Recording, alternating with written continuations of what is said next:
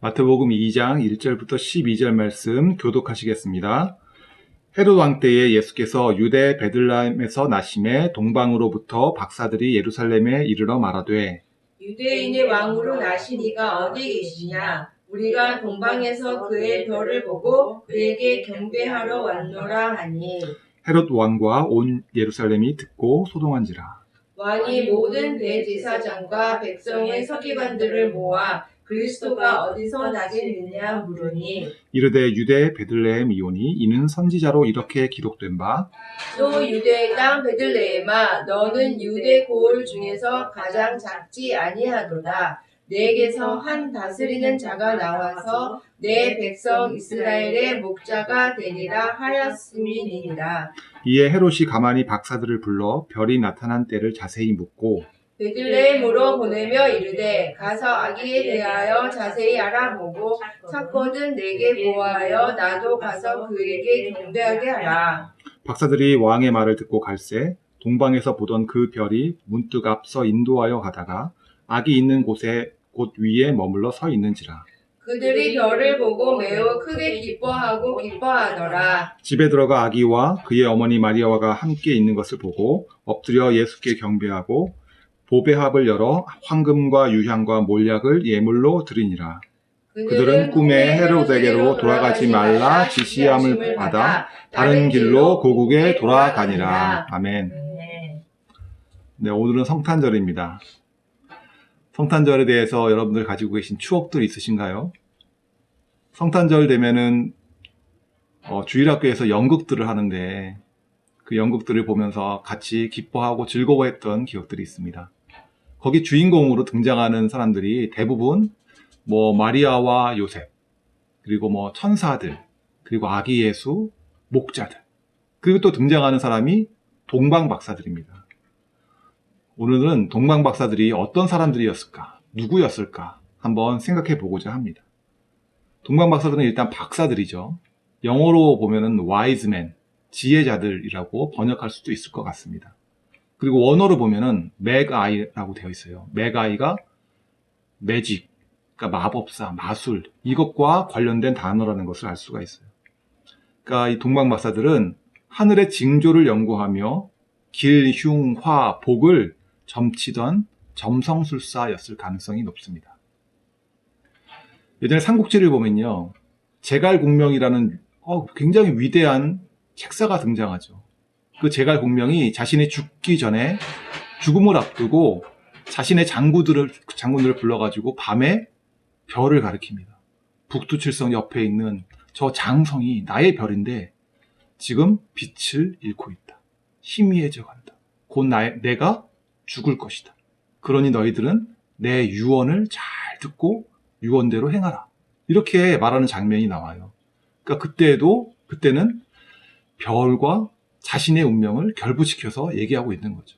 이렇게 별은 왕국의 미래라든지 왕국에 벌어질 큰 일이라든지 아니면 위대한 인물의 탄생과 죽음과 관계가 있다고 그 당시 사람들은 믿었던 것 같습니다. 그래서 그 별의 하늘의 징조를 보고 미래를 예측하던 그런 사람들이 바로 동방박사들이었어요. 근데 이 사람들이 동쪽에서 왔다고 그래서 동방박사라고 불리는데요. 이스라엘 동쪽에는 어떤 나라들이 있어요? 대표적인 나라들이 바벨론, 페르시아 이런 나라들이 이스라엘 동쪽에 있는 큰 나라들이죠. 그러니까 이 동방박사들은 아마도 바벨론이나 페르시아 사람들이었을 것 같아요. 근데 좀 이상한 점이 뭐냐면 바벨론, 페르시아 사람들이 별을 연구해가지고 별에 굉장히 위대한 인물이 날 것이다, 왕이 날 것이다 라고 판단을 내렸다면 어디를 찾아가야 돼요? 바벨론 왕궁이나 페르시안 왕궁을 찾아가서 거기에 가서 왕이 나셨습니다. 이렇게 말하는 게 정상이지 않아요? 중국에 있는 점성술사가 별을 연구하는 사람이 조선에 서울에 와가지고 조선에 임금님이 태어났습니다. 라고 얘기하는 건 좀 이상하지 않아요? 근데도 불구하고 이 사람들은 자신들의 나라를 찾아가지 않고 어디를 찾아왔어요? 굳이 먼 길을 떠나가지고 이스라엘이라는 작은 나라를 찾아와가지고 그곳에 임금님이 태어났다고, 새 왕이 태어났다고 이렇게 알리러 온 게 저는 너무 이상한 거예요. 이스라엘이라는 나라가 그 당시에 뭐 강대국도 아니었고요. 이미 오래전에 망한 나라예요. 망해가지고 한 번은 이 나라가 지배했다가 또 한 번은 이 나라가 지배했다가 완전 동네북처럼 여러 강대국에 의해서 시달렸던 나라거든요. 아니, 점성술사가 하늘연구에서 뭔가 미래를 맞춘다면 세계사의 중심에 있는 나라에 일어날 일이라든지 아니면 자신의 나라의 운명이라든지 이런 거에 관심이 있어야 될 것 같은데 이 사람들은 굳이 먼 곳까지 이스라엘이라는 로마의 식민지 국가 중에 하나인 작은 나라에 왜 찾아왔을까? 왜 이스라엘이라는 나라의 미래에 이 사람들은 왜 관심이 있었을까? 이게 저는 궁금했어요. 여러분들은 궁금하지 않으세요? 결론적으로 말씀드리면 저는 이 동방 박사들이 다니엘의 후예들이라고 생각을 합니다. 바벨론 느부갓네살 왕이 있었죠. 그 사람은 굉장히 위대한 왕이었어요. 천하를 통일했던 왕이었거든요. 이 사람이 하루는 꿈을 꿉니다. 꿈을 꾸고 나서 그 다음날 왕국에 있는 지혜자들 다 왕궁으로 모아요. 그리고 그들에게 내 꿈을 해석해내라고 지시합니다. 그래서 지혜자들이 왕한테 아뢰는 거예요. 임금님, 저희에게 꿈을 말씀해 주시면 저희가 꿈을 해석해 드리겠습니다. 그랬더니 이 느부갓네살 왕이 뭐라고 그래요? 아니다. 나는 내 꿈을 너희한테 말해 주지 않겠다. 너희는 내 꿈을 맞춰야 된다. 이렇게 얘기하는 거예요. 그러니까 지휘자들이 임금님 그런 법은 없습니다. 말씀해 주셔야 저희가 그 꿈을 해석해 드릴 수 있습니다. 그랬더니 느부갓네살이 노한 거예요. 아니, 너희들 이제 보니까 사기꾼들이었구나. 너희들 내 꿈을 못 맞추면 죽음을 면치 못할 것이다. 이렇게 얘기하는 거예요. 그때 저기 이스라엘이라는 작은 나라에서 포로로 끌려왔던 소년 다니엘이 왕한테 가서 얘기하는 겁니다. 임금님, 잠깐만 시간을 주시면 제가 하늘에 계신 하나님께 묻고 하나님께서 대답해 주시는 것을 왕께 아뢰겠습니다. 그러고 나서 다니엘이 하나님이 주신 지혜를 가지고 왕에게 나타나가지고 말하는 겁니다.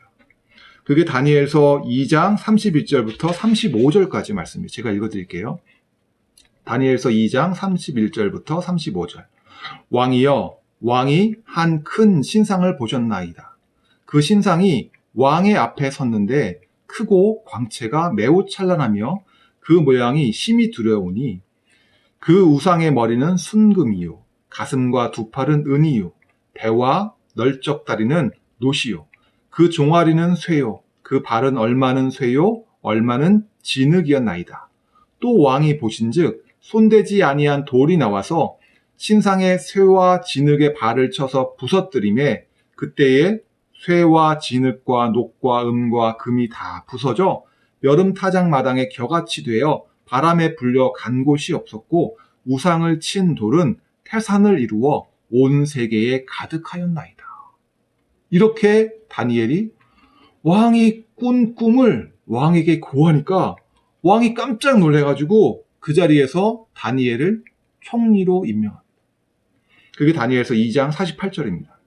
왕이 이에 다니엘을 높여 귀한 선물을 많이 주며 그를 세워 바벨론 온 지방을 다스리게 하며 또 바벨론 모든 지혜자들의 어른을 삼았으며. 다니엘이 왕에게 꿈을 고함으로 인해 가지고 단순히 총리만 된 게 아니에요. 모든 지혜자들의 어른이 된 거예요. 그러니까 지혜자들 학교의 교장 선생님이 된 거예요. 이 사건으로 인해 가지고 다니엘은 지혜자들 사이에서 전설적인 인물이 되었을 겁니다. 그때부터 동방에 있는 박사들은 누구의 지도를 받았어요?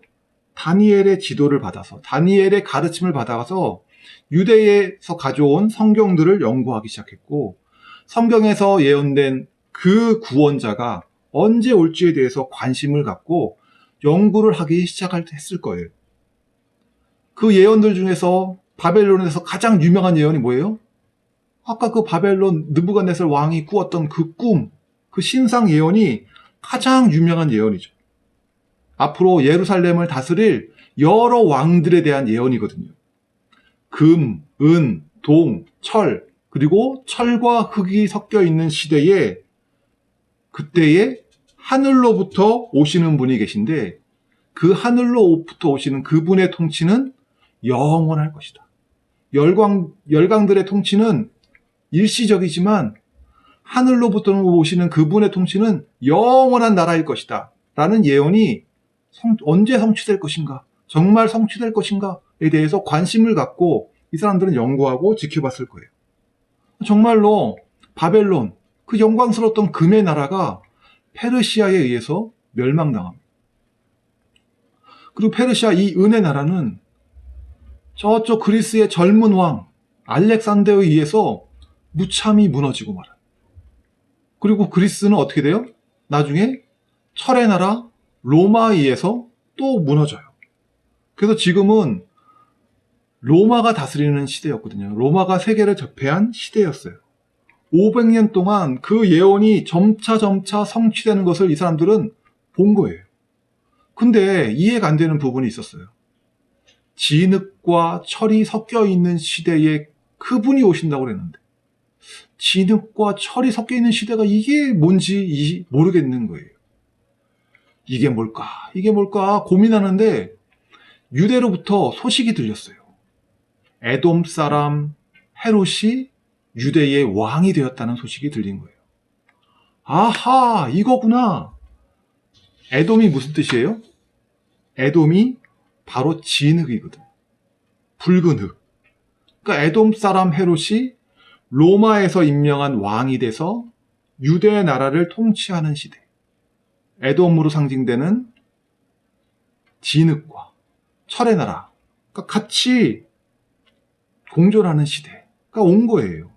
이제 정말 하늘로부터 오시는 그분이 곧 오실 거라는 걸 이 사람들은 알았기 때문에 더 깊이 별들의 움직임을 연구했고 별들의 움직임을 통해서 확신을 가졌어요. 아, 드디어 새 왕이 이 땅에 오셨다 확신했기 때문에 예물을 가지고 그 먼 곳 유대라는 작은 나라까지 찾아온 거예요. 이 다니엘의 후예라고 할 수 있는 이 동방박사들은 수개월을 여행해서 드디어 이스라엘 유대 땅에 도착을 했어요. 여러분 같으면 누구를 찾아가시겠어요? 새 왕이 어디에 태어날 거라고 생각하세요?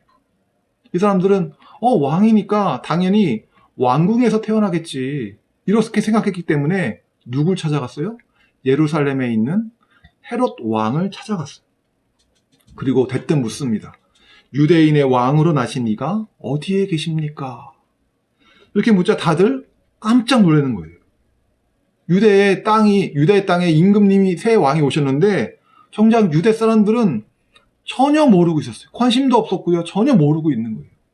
오늘 마태복음 2장 2절 3절 말씀입니다. 같이 읽겠습니다. 유대인의 왕으로 나신 이가 어디 계시냐? 우리가 동방에서 그의 별을 보고 그에게 경배하러 왔노라 하니 헤롯 왕과 온 예루살렘이 듣고 소동한지라. 헤롯 왕은 제가 아까 유대 사람이 아니라고 했죠. 에돔 사람이라고 했죠. 에돔은요, 에돔 사람들도 아브라함의 자손들이에요. 아브라함, 이삭의 아들이 2명이잖아요. 그 두 쌍둥이를 낳았는데 그 중에 첫째가 에서였고 둘째가 야곱이었어요. 근데 야곱의 후손들이 이스라엘, 유대를 이뤘고요. 요 에서의 후손들이 에돔이란 나라를 세웠고 헤롯은 에서의 후예인 거예요. 그러니까 헤롯은 이스라엘 사람이 아니잖아요. 형제 민족이라고 할 수 있지만 어쨌든 타 민족 사람이잖아요.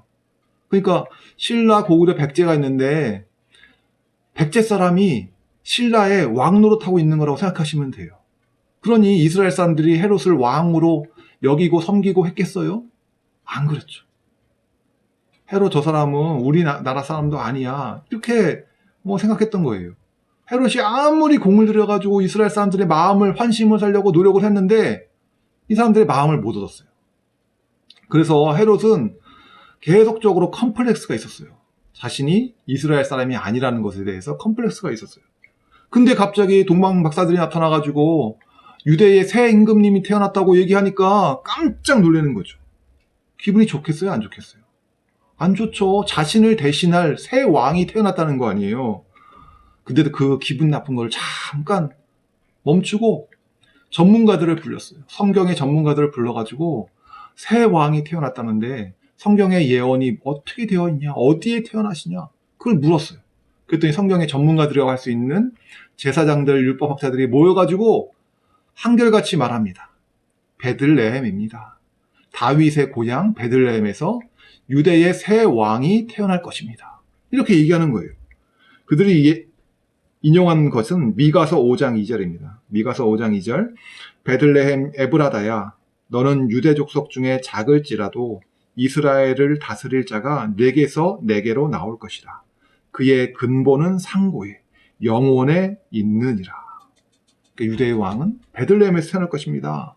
그 얘기를 듣고 헤롯은 동방박사들에게 자세히 묻습니다. 하늘의 징조가 언제 나타났습니까? 그리고 그 왕을, 새 왕을 만나면 꼭 저한테 와서 어느 곳에 사는 누군지 알려주십시오. 나도 그에게 찾아가 경배하고 싶습니다. 이렇게 말은 했지만 헤롯의 목적은 뭐였어요? 그 아기를 죽이려고. 내 라이벌이잖아요. 내 자리를 노리는 그 아이를 싹부터 밟아버릴 그런 마음으로 이야기를 한 거죠. 동방박사들은 이제 베들레헴이구나, 이제 베들레헴으로 가야 되겠다 싶어가지고 왕궁을 떠나서 베들레헴으로 향해 출발합니다. 근데 아무도 동방박사들을 따라오는 사람이 없어요. 따라 나서는 사람이 없어요. 뭐 그전까지는 몰랐으니까 그렇다고 쳐요. 근데 이제는 알았잖아요. 동방박사들로부터 새 소식이 전해 들었잖아요. 유대에 새 왕이 태어났다는 그 소식을 들었잖아요. 그러면 따라가 봐야 되잖아요. 그 왕께 경배해야 되잖아요. 하지만 아무도 따라가지가 않아요. 예루살렘하고 베들레헴이 뭐냐? 가까워요. 가까운데도 불구하고 아무도 따라 나서지 않습니다. 헤롯 왕은 그 아기를 경배할 생각은 없어요. 오로지 그 라이벌을 어떻게 찾아서 죽일 것이냐, 그 생각뿐이에요. 종교 지도자들은 유대인의 왕이 태어났다는 소식을 들었지만 관심이 없어요. 구원자가 태어났다는 소식을 들었고 장소까지도 알아요. 그런데도 찾아 나서지 않는 거예요. 이 사람들의 모습이 지금 우리 세대의 우리들의 모습과 크게 다르지 않아요. 우리들도 어때요? 성탄절 어떤 날인 거 다 알아요. 사람들 다 압니다. 세계 4대 성인 중에 한 명이 예수님이 태어난 날, 성탄절 이런 거 모르는 사람이 어디 있어요? 다 알죠. 알긴 알지만 대부분의 사람들이 예수님이 오신 것을 기뻐하지도 경배하지도 않아요. 그냥 연말에 가까이 있는 휴일, 그 휴일이니까 어떤 여유 있는 사람들은 이 휴일 껴가지고 여행이나 갈까? 이런 생각하고, 또 젊은 남녀들은 마음이 들떠가지고 화이트 크리스마스를 기대하면서 데이트를 할 생각을 하고, 또 집에 장식을 해놓고 트리를 만들고 반짝이는 조명과 장식을 하고 캐롤 틀어놓고 즐거워하는 시간, 카드를 주고받는 시간, 선물을 주고받는 시간, 이렇게 생각을 하죠. 또 어린아이들은 손꼽아 이 크리스마스를 기다립니다. 왜 기다려요? 산타 할아버지 선물 받으려고 이날을 손꼽아 기다려요. 예수님이 오신 거 기뻐하며 경배하기는 하지를 않고요. 오히려 세속화돼서 크리스마스는 그냥 명절의 하나가 되었어요. 오직 동방박사들만이 예수님을 찾아서 길을 떠납니다. 그리고 별의 인도를 받아서 드디어 아기 예수를 만납니다. 아기 예수를 만나면 여러분들은 무엇을 하시겠어요? 요즘 같으면 인증샷부터 찍어야죠. 그죠? 인증샷부터 찍고, 그리고 아기 예수님한테 뭘 하겠어요? 저 같으면 소원을 빌 것 같아요. 내가 가지고 있는 소원들 빌고요. 또 나중에 크시면, 자라서 왕이 되시면 저 잊지 마시고 저한테 한 자리 주세요. 이렇게 부탁도 하고, 로또 번호 하나 알려주세요. 아니면 제 소원들 빌 것 같아요. 건강하게 해주세요. 우리 가족 행복하게 해주세요.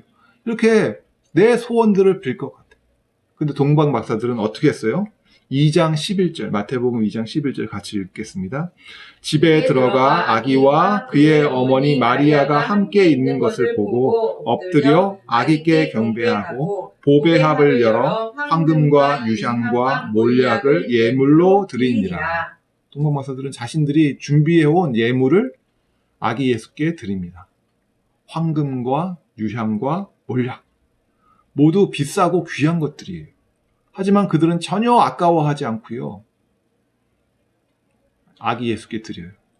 황금은 왕이신 예수님을 상징한다고 하고요, 유향은 제사장이신 예수님, 그리고 몰약은 십자가에서 죽으시는 예수님을 상징한다고 해요. 그러니까 동방박사들은 아기 예수가 누구신지 알았던 거예요.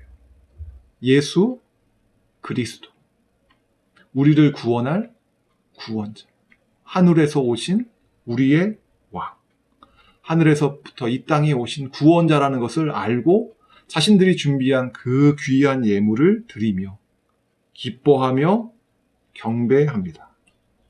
엎드려 절하세, 엎드려 절하세, 엎드려 절하세, 구세 주났네. 나의 소원을 빈 게 아니라 내가 준비한 예물을 드리며 왕께 경배를 드렸습니다. 근데 나는 하나님께 드리고 싶은데요, 내가 소유가 별로 없어가지고, 가진 게 없어가지고, 드릴 게 없어요. 이런 분들도 있을 거예요. 만약 우리가 부요하지 않아서 동방박사들처럼 그렇게 귀한 예물을 드릴 수 없다면, 우리는 왕께, 하나님께 무엇을 드릴 수 있을까요? 하나님께서 주신 것을 가지고 우리는 하나님께 드리는 거예요. 동방박사들에게는 충분한 부가 있었기 때문에 그런 선물을 드릴 수 있었죠. 우리도 부요함을 하나님께서 주셨다면 하나님께 값비싼 것들로 하나님께 드릴 수 있죠. 하지만 하나님께서 나에게 부요함을 허락하지 않았다면 우리는 무엇을 가지고 하나님께 드릴 수 있을까요? 첫 번째, 하나님께서 나에게 주신 시간을 가지고 하나님께 드리는 거예요. 나의 시간을 낭비하지 않고 허비하지 않고 하나님께 기도하고 말씀 보고, 이게 뭐예요? 하나님을 경배하는 거죠. 또 두 번째, 나의 생활을 가지고 하나님께 우리가 드릴 수가 있어요. 내가 말을 할 때, 내가 다른 사람을 대하는 태도, 나의 행동, 이 모든 것들이 내가 왕을 섬기는 그 위대한 하나님이라는 왕을 섬기는 그 나라 백성이라는 것을 보여주고 있는가? 나의 말, 태도, 행동, 이런 것들이 내가 하나님을 섬기는 백성이라는 것을 증거하고 있는가? 이 나의 태도를 통해서, 행동을 통해서 하나님께 영광 돌리는 거예요. 또 세 번째로, 하나님께서 나에게 주신 달란트를 가지고 교회를 위해서, 또 내가 만나는 사람들, 지역 사회를 위해서 봉사할 수 있는 거죠. 이렇게 나에게 주어진 것들, 나의 소유, 나의 시간, 그리고 내가 남들을 대하는 태도, 나의 행동, 그리고 나에게 주어진 달란트를 가지고 우리는 하나님께 경배하고 영광 돌릴 수가 있습니다. 오늘 말씀을 정리하겠습니다. 예수님께서 오신 것은요, 시간과 장소까지 미리 예언되어 있었습니다. 다니엘의 후예들인 동방박사들은 예언의 성취를 기다려왔고, 때가 되자 왕의 탄생을 경배하기 위해서 찾아온 것처럼 우리들도 예수님께서 이 땅에 오신 것을 기뻐하며 이렇게 같이 성탄 예배를 드립니다. 나의 소유, 나의 시간, 나의 생활, 나의 달란트를 가지고 하나님을 섬기고 이웃을 섬기는 것이 바로 동방박사들이 하나님께 귀한 예물을 드린 것처럼 하나님을 경배하고 하나님께 영광 돌리는 것이 될 것입니다. 같이 기도하시겠습니다. 하나님, 우리를 위하여 예수 그리스도를 이 땅에 보내주신 것을 감사드립니다. 왕을 만나 기뻐하며 귀한 예물을 드리며 경배했던 동방박사들처럼 우리도 우리에게 주신 것들을 감사하며 아낌없이 하나님 앞에 내어놓겠습니다. 우리의 소유를 드립니다. 우리의 시간을 드립니다. 우리의 생활을 드립니다. 우리의 달란트를 드립니다. 이 모든 것들을 통하여 하나님께서 영광 받으시기를 원합니다. 이렇게 살아가는 우리들 되게 하여 주시옵소서. 감사하며 예수님의 이름으로 기도했습니다. 아멘.